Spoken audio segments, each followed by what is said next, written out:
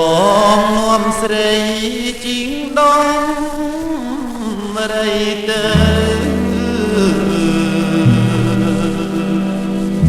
កាត់វាលព្រៃជ្រៅភ្នំស្រែមួយរ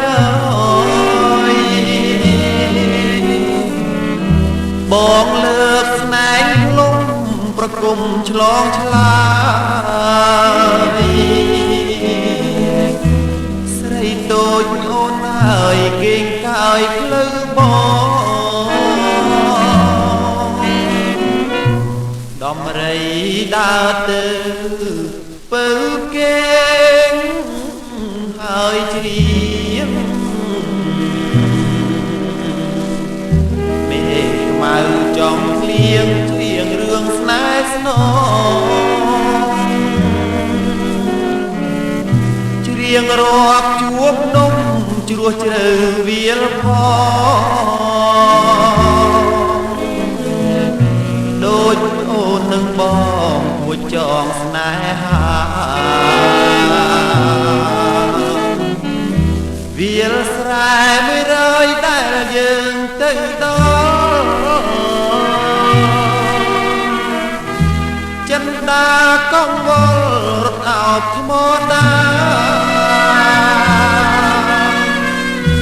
អក្សរចរិតតាំងពីដូនតា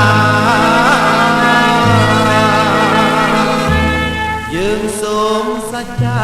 កត់ស្នេហ៍យើងផងវាលស្រែមួយរយមុំជ្រៀងបែបនណាយស្រីទាវតូចតន់បនសូមជួបបងសីលាចារឹកចរិតយើងផង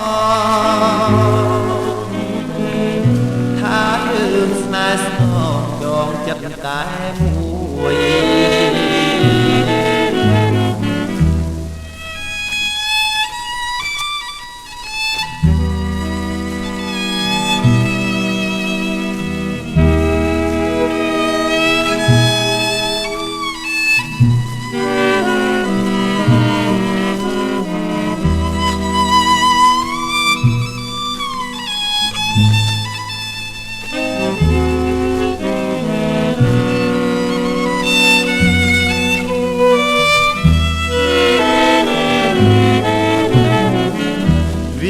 ស្រែមួយរយដែលយើងទៅដល់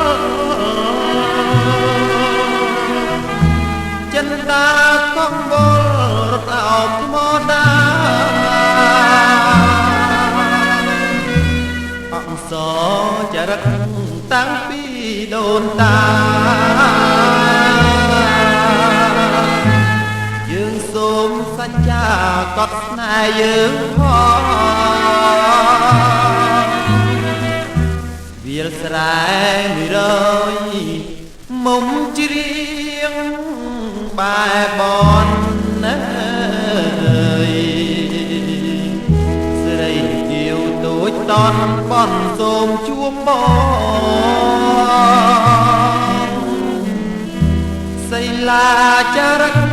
ចរិតយើងផងថាយើងស្នេហ៍ស្នងចងចិត្តតែមួយ